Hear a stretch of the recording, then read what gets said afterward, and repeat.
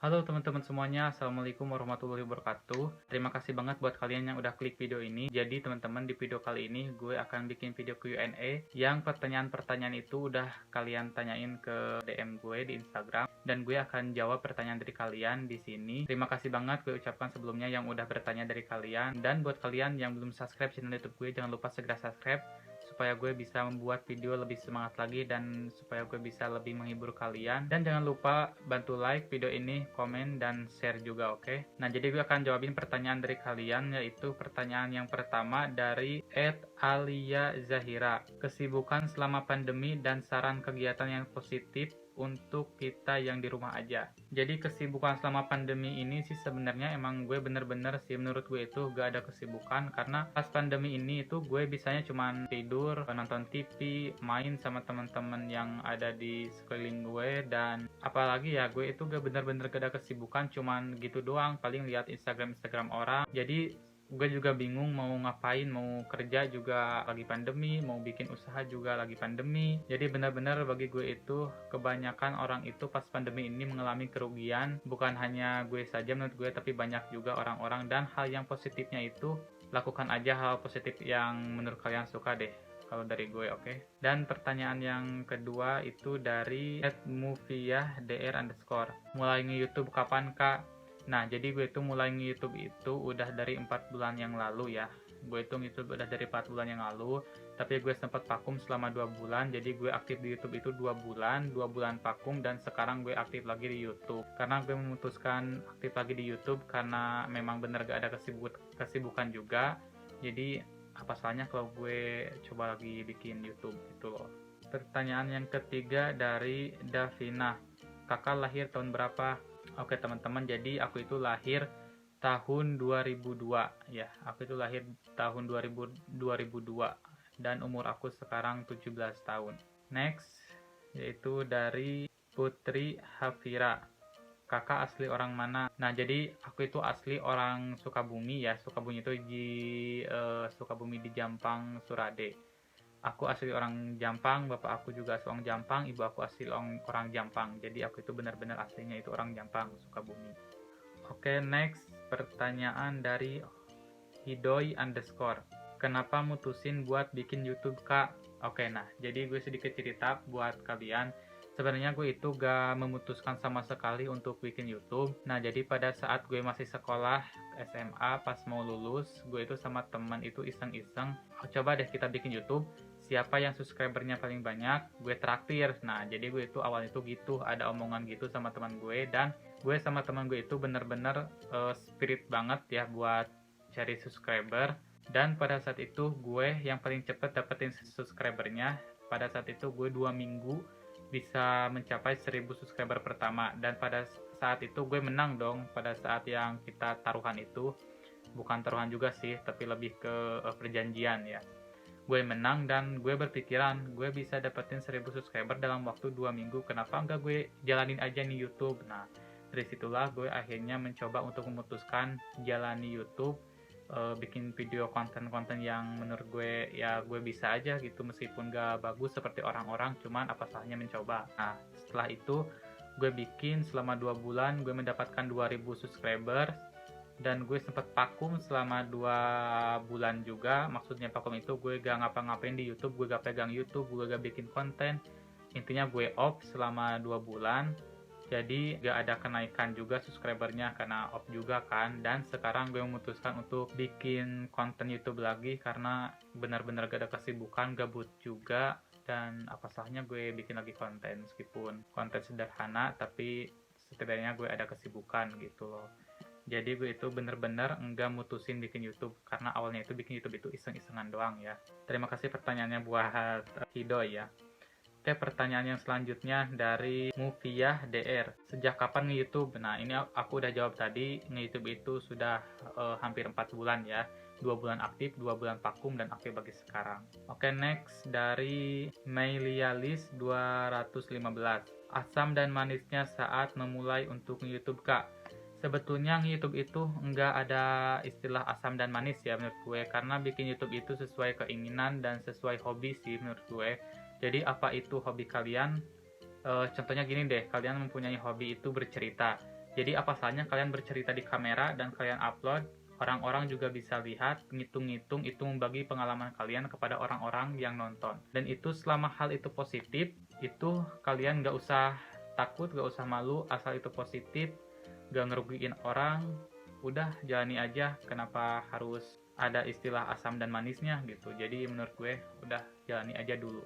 Jadi gak ada asam dan manisnya ya menurut gue. Selama gue suka, gue jalani. Kalau menurut gue ini gak baik, gue stop. Kalau menurut gue ini baik, gue lanjut. Oke, pertanyaan yang selanjutnya dari _alam.s.m. Anjay.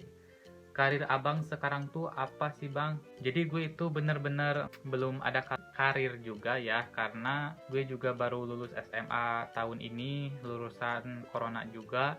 Dan untuk saat ini sih gue lebih ke melakukan hal-hal apa yang gue suka selagi itu positif. Jadi gue melakukan seperti ini nih, gue bikin video YouTube. Sekarang gue lagi suka bikin YouTube meskipun sederhana tapi gue suka. Nah, gue lakuin ini.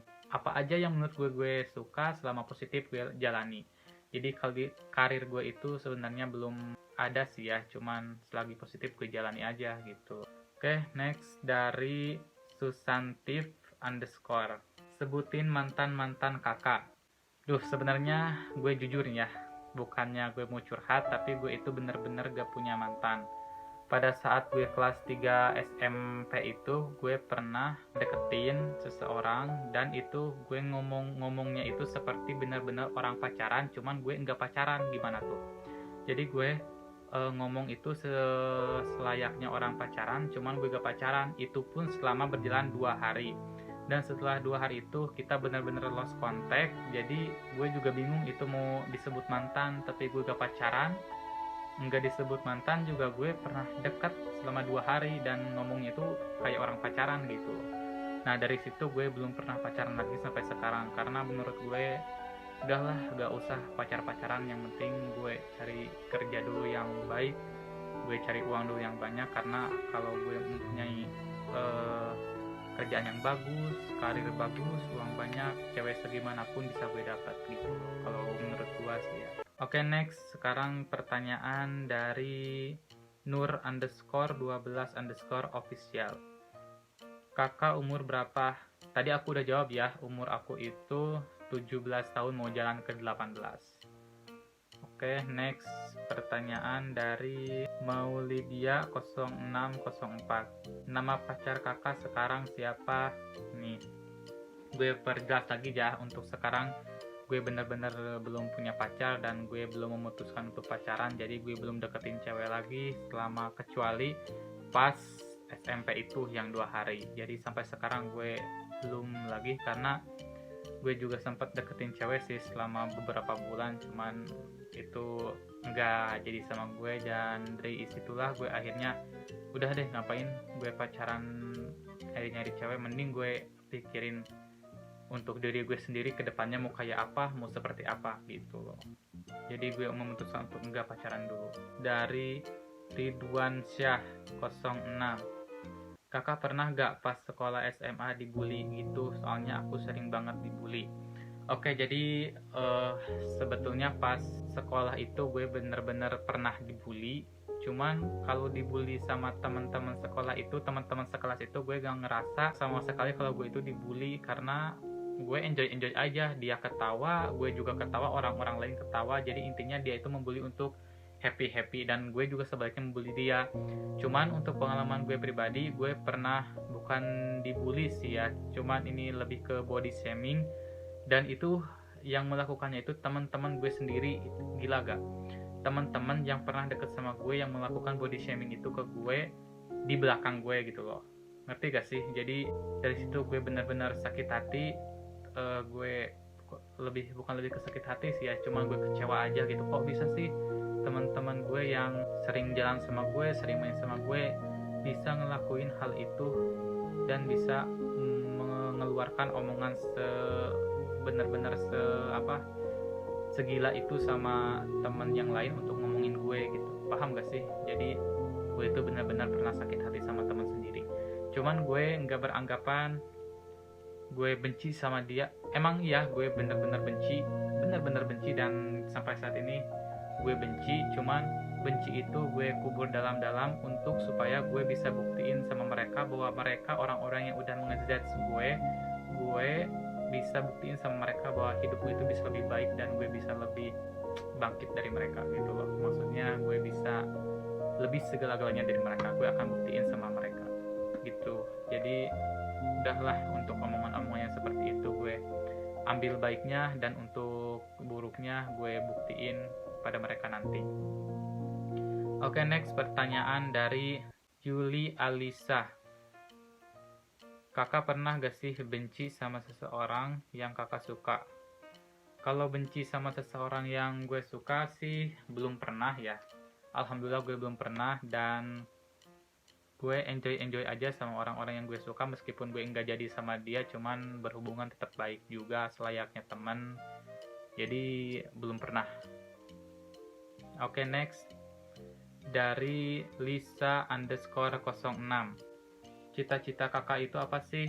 Cita-cita, sebetulnya cita-cita gue itu pingin menjadi, adalah gue mempunyai cita-cita, dan cita-cita gue itu benar-benar positif menurut gue pribadi, dan insya Allah emang itu benar-benar positif. Cuma gue gak bisa bilang kalau cita-cita gue itu apa. Yang penting itu hanya gue dan Tuhan yang tahu. Jadi gue enggak pernah sebar cita-cita gue mau jadi apa. Oke, next pertanyaan dari Aru@92.